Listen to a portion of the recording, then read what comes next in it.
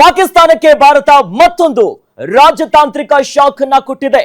ಹೊಡೆತದ ಮೇಲೆ ಹೊಡೆತವನ್ನ ಕೊಡ್ತಾ ಇದೆ ಭಾರತ.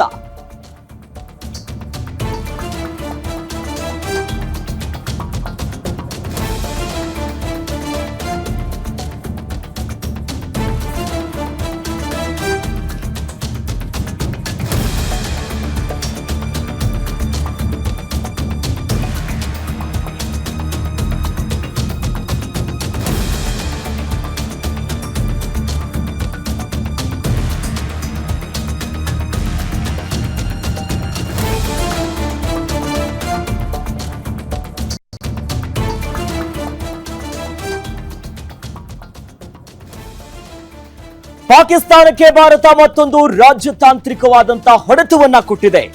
ಭಾರತಕ್ಕೆ ಸಂಪೂರ್ಣ ಬೆಂಬಲವನ್ನ ಘೋಷಿಸಿದ್ದಾರೆ ರಷ್ಯಾ ಅಧ್ಯಕ್ಷ ಪುಟಿನ್. ರಷ್ಯಾದ ಅಧ್ಯಕ್ಷ ವ್ಲಾಡಿಮಿರ್ ಪುಟಿನ್ ಅವರು ಸಂಪೂರ್ಣ ಬೆಂಬಲವನ್ನ ಕೊಟ್ಟಿದ್ದಾರೆ ಭಾರತಕ್ಕೆ.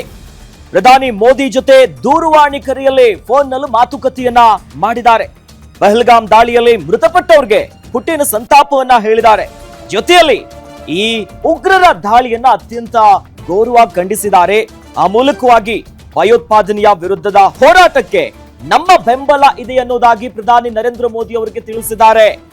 ಸಂಪೂರ್ಣವಾಗಿ ಬೆಂಬಲ ಇರುತ್ತೆ ಭಾರತಕ್ಕೆ ಅನ್ನುವಂತ ಭರವಸೆಯನ್ನ ಕೊಟ್ಟಿದ್ದಾರೆ ರಷ್ಯಾ ಅಧ್ಯಕ್ಷ ಪುಟಿನ್ ಅವರು. ದೂರವಾಣಿಯ ಕರೆ ಮೂಲಕವಾಗಿ ಮಾತುಕತೆಯನ್ನ ಮಾಡಿದ್ದಾರೆ ಉಭಯ ನಾಯಕರು. ಆ ಮೂಲಕವಾಗಿ ಪಾಕಿಸ್ತಾನ ಏನು ರಷ್ಯಾದ ಬಳಿ ಹೋಗ್ಬಿಟ್ಟು ಮಾತುಕತೆ ಮಾಡ್ತಿದ್ರು ನಿನ್ನೆ ಅಷ್ಟೇ, ಈ ಮೂಲಕ ದೊಡ್ಡ ಮಟ್ಟದ ಆಘಾತ ಪಾಕಿಸ್ತಾನಕ್ಕಾಗಿದೆ. ಯಾಕಂದ್ರೆ ರಷ್ಯಾ ಸಂಪೂರ್ಣವಾದಂತ ಬೆಂಬಲ ಕೊಡ್ತೀವಿ, ಎಂತದೇ ಸಿಚುವೇಶನ್ ಇದ್ರೂ ಕೂಡ ಈ ಭಯೋತ್ಪಾದನೆಯನ್ನ ನಿಗ್ರಹ ಮಾಡೋದಕ್ಕೆ ನಾವು ನಿಮ್ಮ ಜೊತೆ ಇರ್ತೀವಿ ಅನ್ನೋ ಭರವಸೆಯನ್ನ ಕೊಟ್ಟಿದ್ದಾರೆ.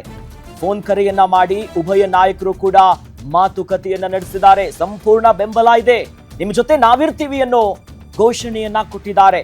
ಆ ಮೂಲಕ ಈಗ ಮತ್ತಷ್ಟು ಬಲ ಹೆಚ್ಚಾಗ್ತಿದೆ. ಭಾರತ ಮತ್ತು ರಷ್ಯಾದ ಸಂಬಂಧ ಇಂದು ನಿನ್ನೆಯ ಕಥೆಯಲ್ಲ, ಹಿಂದಿನಿಂದಲೂ ಕೂಡ 1971 ಹೊತ್ನಲ್ಲೂ ಕೂಡ ಬಾಂಗ್ಲಾದೇಶಕ್ಕೆ ಯಾವಾಗ ನಾವು ನುಗ್ಗಿದ್ವಿ, ಆ ಹೊತ್ನಲ್ಲೂ ಕೂಡ ರಷ್ಯಾ ಸಪೋರ್ಟ್ ಅನ್ನ ಮಾಡಿತ್ತು.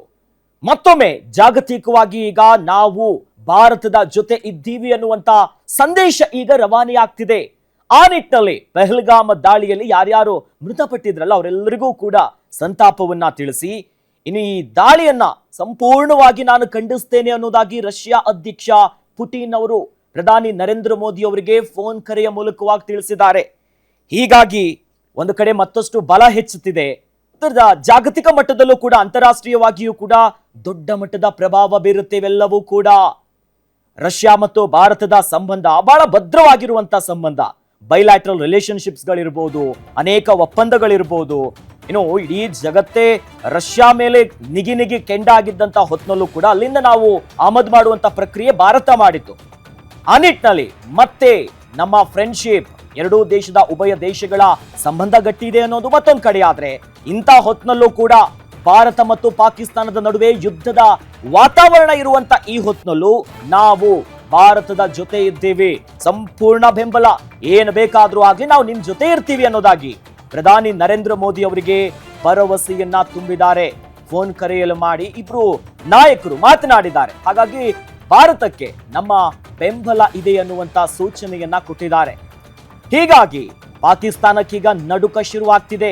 ಯಾಕಂದ್ರೆ ನಿನ್ನೆಯಷ್ಟೇ ಪಾಕಿಸ್ತಾನದ ರಾಯಭಾರಿ ರಷ್ಯಾಕ್ಕೆ ಹೋಗಿ ಅಲ್ಲಿನ ನಾಯಕರ ಜೊತೆ ಮಾತುಕತೆ ಮಾಡ್ತಿದ್ರು. ಸ್ವಲ್ಪ ಹೇಳಬೇಕು ಭಾರತಕ್ಕೆ, ನಾವು ಸುಮ್ಮನೆ ಇರೋದಿಲ್ಲ, ಜೊತೆಯಲ್ಲಿ ರಷ್ಯಾದಲ್ಲೇ ಕುತ್ಕೊಂಡು ಒಂದಿಷ್ಟು ಮಾತಾಡಿದ್ರು.